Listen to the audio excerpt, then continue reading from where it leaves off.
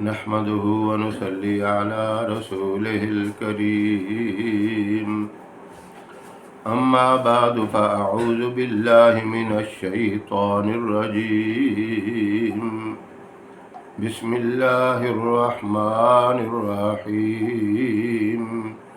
محترم سامعین و ناظرین، جمعہ کا دن تمام دنوں میں افضل دن ہے، مبارک دن ہے، اور جمعے کے دن دعائیں بھی قبول ہوتی ہیں۔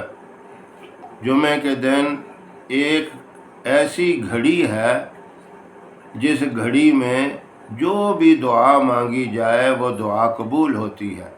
جس طرح لیلۃ القدر کی رات میں ایک گھڑی ہے، اسی طرح جمعے کی دن میں بھی ایک گھڑی ہے جس گھڑی کو اللہ نے پوشیدہ رکھا ہوا ہے، خفیہ رکھا ہوا ہے۔ اور اسی طرح جمعے کی رات جسے شب جمعہ کہتے ہیں، یعنی جمعرات کا دن گزرنے کے بعد مغرب کے بعد جمعے کی رات شروع ہو جاتی ہے۔ یہ رات بھی بڑی مبارک ہے اور جمعے کا دن بھی غروب آفتاب تک بہت مبارک ہے۔ جمعے کے دن میں سورہ کہف پڑھنے کا حکم ہے۔ سورہ کہف جو جمعے والے دن پڑھ لیتا ہے، ایک جمعے سے لے کر دوسرے جمعے تک اس کے تمام کاموں کی ذمہ داری اللہ رب العزت لے لیتے ہیں، اور اس کے لیے دوسرے جمعے تک ایک ایسا نور ہوتا ہے، وہ نور اس کو پھر قبر کے اندر بھی کام دیتا ہے۔ ہر جمعے کو اگر سورہ کہف پڑھ لے گا تو پھر صرف قبر کے اندر ہی نور نہیں ہوگا، بلکہ میدان حشر کے اندر بھی اس کی حفاظت کا انتظام ہوگا، حساب و کتاب کے وقت بھی اس کی حفاظت کا انتظام ہوگا، جنت کے داخلے تک اسے کوئی پریشانی نہیں ہوگی۔ یہ اتنی بابرکت صورت ہے۔ پھر ایک عظیم الشان وظیفہ بھی ہے، بہت ہی مجرب اور طاقتور وظیفہ بھی ہے۔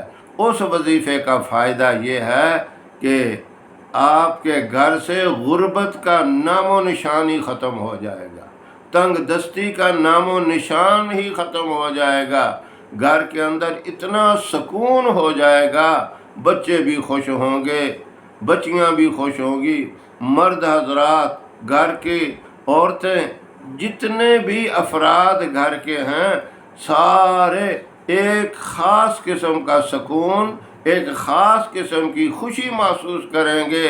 اللہ کی طرف سے اس گھر کے اوپر رحمتوں کا نزول ہوتا رہے گا۔ وہ اتنا مجرب وظیفہ ہے، صرف ایک نام ہے اللہ کا۔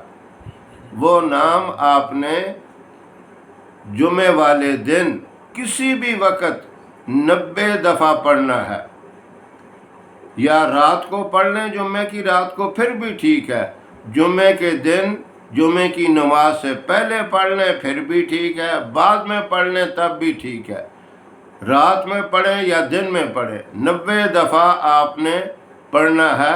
یا مالکو، بس میرا مالک تو ہی ہے، یہ تصور کر کے پڑھنا ہے، تیرے سوا میرا کوئی اور مالک نہیں ہے، میری ضروریات کو پورا کرنے والا تو ہے، تنگ دستی کو ختم کرنے والا تو ہے، میرے گھر کے اندر سکون دینے والا تو ہے۔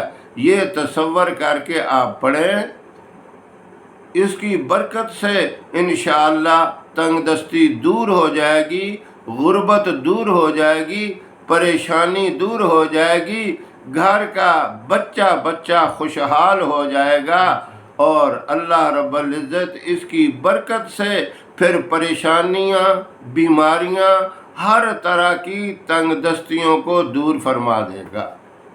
تو کتنے کام ہو گئے؟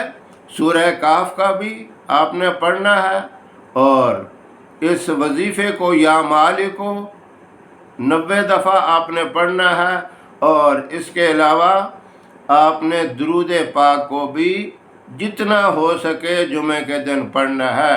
نبی کریم صلی اللہ علیہ وسلم نے فرمایا جو جمعے والے دن کثرت سے درود پاک بھی پڑھے گا، وہ آپ نے انگلیوں کا یوں اشارہ کر کے فرمایا کہ جنت میں میرے ساتھ اس طرح ہوگا جس طرح یہ شہادت والی انگلی کے ساتھ دوسری انگلی ہے۔ تو کتنے بڑے فائدے ہو گئے، آسان سے کام ہے۔ آپ کی زبان اللہ کے ذکر سے تر ہوگی، رطب اللسان جس کو کہتے ہیں، اللہ کی یاد میں، اللہ کے ذکر میں لگے رہیں۔